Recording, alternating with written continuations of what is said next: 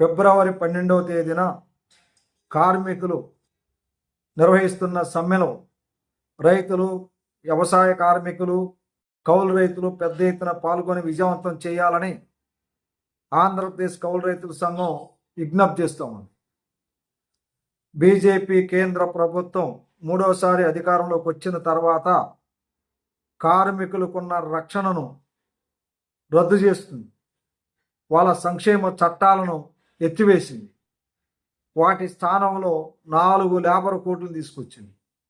ఈ 4 లేబర్ కోడ్లు అమలు జరిగితే కార్మికులకు ఎటువంటి రక్షణ ఉండదు. తమ సమస్యలను ప్రభుత్వం దృష్టికి తీసుకెళ్లేందుకు నిర్వహించే నిరసన కార్యక్రమాల మీద కూడా ఉక్కుపాదం మోపటానికి అవకాశాలు కనపడతా ఉన్నాయి.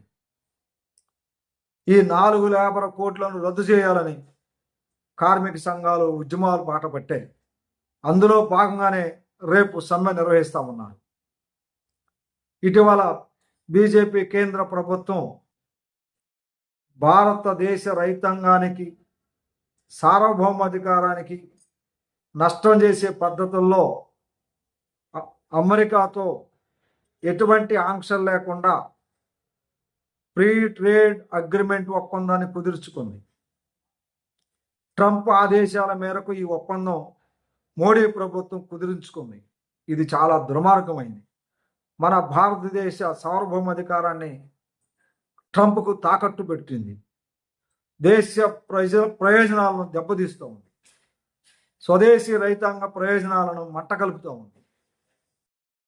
ఈ ఒప్పందం అమలు జరిగితే అమెరికా నుండి మన దేశానికి పత్తి, సోయాబీన్, మొక్కజొన్న, పాలు పదార్థాలు మన దేశానికి ఇబ్బడి ముబ్బడిగా దిగుమతి అవుతున్నాయి. ఈ ఒప్పందం ప్రకారం అమెరికా నుండి మన దేశానికి దిగుమతి అవుతున్నటువంటి వ్యవసాయ ఆహార ఉత్పత్తులపై 0% సుంకాన్ని విధించడానికి మోడీ ప్రభుత్వం సిద్ధపడుతూ ఉంది. ఈ ఒప్పందం కనుక కుదిరినట్లయితే మన స్వదేశంలో ఉన్నటువంటి రైతాంగ ప్రయోజనాలు దెబ్బతింటాయి. ఈ రోజు నాటికి కూడా 65% గ్రామీణ ప్రజలు వ్యవసాయం మీదే ఆధారపడి బతుకుతున్నారు. వ్యవసాయమే జీవనాధారం కలిగినటువంటి పరిస్థితి మన దేశంలో ఉన్నది. అమెరికాలోనే అక్కడ వ్యవసాయానికి అక్కడ ప్రభుత్వాలు 55% సబ్సిడీలు ఇస్తాయి. మన దేశంలో ఇక్కడున్న ప్రభుత్వాలు కేవలం 3% మాత్రమే సబ్సిడీలు ఇస్తాయి. అమెరికాలో భారీ సబ్సిడీలతో, భారీ యంత్రాలతో, భారీ ఉత్పత్తులను ఉత్పత్తి చేసి, అంతేకాకుండా జన్యు మార్పిడి చేసినటువంటి ఉత్పత్తులను కూడా మన దేశానికి దిగుమతి చేయడానికి ఈరోజు అమెరికా సిద్ధపడుతూ ఉంది. వాటిని నివారించాల్సింది పోయి తగునమ్మా అని చెప్పేసి మోడీ ప్రభుత్వం అమెరికాకి తల వంచిన పరిస్థితి కనపడతా ఉన్నాయి. దానివల్ల రైతాంగం దెబ్బతినటమే కాకుండా ఈరోజు వ్యవసాయ రంగం కూడా తీవ్రమైన సంక్షోభంలో కూరుకుపోయే అవకాశాలు ఉన్నాయి. ఇప్పటికే కేంద్ర రాష్ట్ర ప్రభుత్వాలు అనుసరిస్తున్న విధానాల వల్ల మన దేశంలో రైతాంగం ఆత్మహత్యలు చేసుకుంటుంది. రైతులు పండించిన పంటలకు గిట్టుబాటు ధర రావటం లేదు. కనీసం మద్దతు ధరలు కూడా దక్కనటువంటి పరిస్థితి కనపడతా ఉంది. రుణమాఫీ చేయమంటే పెడచెవును పెడుతూ ఉంది. ఇటువంటి పరిస్థితుల్లో ఇటీవల ప్రకటించినటువంటి బడ్జెట్ ప్రకారంగా పరిశీలిస్తే రైతులను రక్షించడానికి, వ్యవసాయ రంగాన్ని కాపాడటానికి ఎటువంటి రక్షణ చర్యలు తీసుకోలేదు. పైగా వ్యవసాయ రంగ బడ్జెట్ని కుదించేస్తూ ఉంది. ఎరువుల సబ్సిడీని తగ్గించేసింది. పంటల బీమా పథకాన్ని నిధులు లేకుండా చేసింది. ధరల స్థిరీకరణ నిధిని ఊసే లేకుండా చేసినటువంటి పరిస్థితి కనపడతా ఉంది. ఒక రకం చెప్పాలని అన్ని రకాలుగా వ్యవసాయ రంగాన్ని దెబ్బతీసే పద్ధతుల్లో మోడీ ప్రభుత్వం వ్యవహరిస్తూ ఉంది. అంతేకాకుండా మోడీ ప్రభుత్వం కార్పొరేట్ సంస్థలకు ఊడికం చేసే పద్ధతుల్లో విత్తన చట్టాన్ని తీసుకొచ్చింది. పెస్ట్ మేనేజ్మెంట్ బిల్లుని తీసుకొచ్చింది. విద్యుత్ ప్రైవేటీకరణ బిల్లుని తీసుకొచ్చింది. డిజిటల్ అగ్రికల్చర్ మిషన్ తీసుకొచ్చింది. నూతన జాతీయ వ్యవసాయ మార్కెట్ విధానాలు తీసుకొచ్చింది. ఇవన్నీ కనుక అమలు జరిగితే మన వ్యవసాయ రంగం తీవ్రంగా కుదేలవుతుంది. కార్పొరేట్ సంస్థలోకి వెళ్ళిపోతుంది. అంటే మన దేశ ప్రయోజనాలని అదేవిధంగా రైతుల ప్రయోజనాలని దెబ్బతీసి కార్పొరేట్ సంస్థలకు కట్టబెట్టే పద్ధతులు ఈరోజు మోడీ ప్రభుత్వం వ్యవహరిస్తూ ఉన్నది.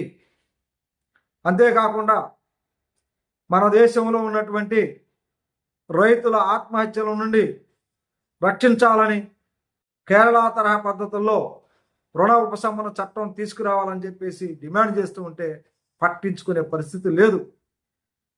ఒకవైపు కార్మికులకు నష్టం చేస్తుంది, మరోవైపు రైతాంగ ప్రయోజనాలను దెబ్బతీస్తూ ఉంది.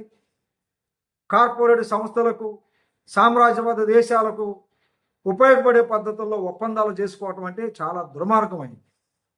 మరి ఢిల్లీ ఎర్రకోటపై దేశ ప్రయోజనాలు, రైతుల ప్రయోజనాలను కాపాడే దానికోసం ఎంతటి మూల్యమైన చెల్లిస్తామని చెప్పేసి మాటలు చెప్పిన బీజేపీ మోడీ ప్రభుత్వం ఈరోజు రైతాంగాన్ని దగా చేస్తూ ఉంది, కార్మికులకు అన్యాయం చేస్తూ ఉంది.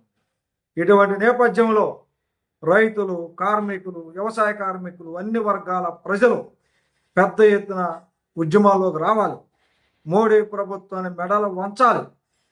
ఆ నేపథ్యంలోనే రేపు జరుగుతున్నటువంటి సమ్మెలో పెద్ద ఎత్తున భాగస్వామ్యం కావాలి. అందుకని కేంద్ర ప్రభుత్వం ఎప్పటికైనా కార్మికులకు నష్టదాయకం తీసుకొచ్చినటువంటి 4 లేబర్ కోడ్లను ఉపసంహరించుకోవాలి. అమెరికాతో ఏర్పాటు చేసుకోబోతున్నటువంటి ఫ్రీ ట్రేడ్ అగ్రిమెంట్ ఒప్పందాన్ని రద్దు చేసుకోవాలి. మన స్వదేశీ రైతుల ప్రయోజనాలని, సార్వభౌమాధికారాన్ని కాపాడుకునే పద్ధతుల్లో మోడీ ప్రభుత్వం వ్యవహరించాలి. అంతేకాకుండా రైతులకు నష్టం చేసే పద్ధతుల్లో తీసుకొచ్చినటువంటి ఏదైతే చట్టాలు ఉన్నాయో, విత్తన చట్టం కానీ, పెస్ట్ మేనేజ్మెంట్ బిల్లు కానీ, విద్యుత్ ప్రైవేటీకరణ బిల్లులు కానీ ఈరోజు పార్లమెంట్లో పెట్టాలి, చర్చకి తీసుకురావాలి. అమెరికాతో చేసుకున్న ఒప్పందం ఏదైతే ఉందో పార్లమెంట్ల ముందు కూడా చర్చకు పెట్టాలి. అంతేకాకుండా గ్రామీణ ప్రాంతంలో వ్యవసాయ కార్మికులకు నష్టం చేసే పద్ధతిలో తీసుకొచ్చినటువంటి ఈబీ రామ్జీ చట్టాన్ని ఉపసంహరించాలి. అంతేకాకుండా గతంలో ఉన్న మహాత్మా గాంధీ గ్రామీణ జాతీయ ఉపాధి హామీ పథకాన్ని తిరిగి పునరుద్ధరించాలి. కౌలు రైతులకు రక్షణ, సంక్షేమానికి నూతన కౌలు చట్టాన్ని తీసుకురావాలి. ఈ విధంగా కార్మికుల ప్రయోజనాల్ని, రైతుల యొక్క రక్షణ కల్పించే పద్ధతుల్లో విధానాలు రూపొందించాలి. ఆ విధంగా మోడీ ప్రభుత్వంపై ఒత్తిడి తీసుకొచ్చే దానికోసం ఉద్యమించాలి. ఫిబ్రవరి 12 తేదీన జరిగే సమ్మెలో పెద్ద ఎత్తున పాల్గొని విజయవంతం చేయాలని పిలుపునిస్తా ఉన్నాం. నా పేరు పి జమలయ్య, ఆంధ్రప్రదేశ్ కౌలు రైతుల సంఘం రాష్ట్ర ప్రధాన కార్యదర్శి.